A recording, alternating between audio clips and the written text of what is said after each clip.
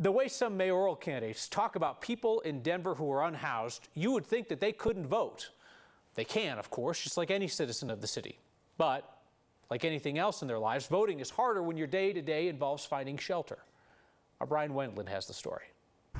This has been a fight of mine that is really dear to my heart. The rhetoric in this mayoral election is personal for Jerry Burton. I am an activist, an advocate for human rights. He works with House Keys Action Network, advocating for people in Denver experiencing homelessness.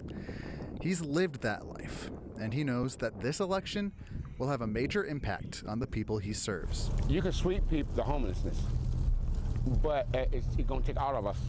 It's going to take out of us, the businesses, the corporation, the politician, in order to help it rectify this.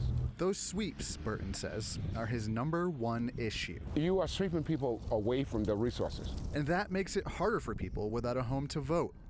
If you're getting your mail at a center near your camp, once it's swept, you might end up miles away, unable to access your ballot. You might be closer to St. Francis or a shelter, but you get swept.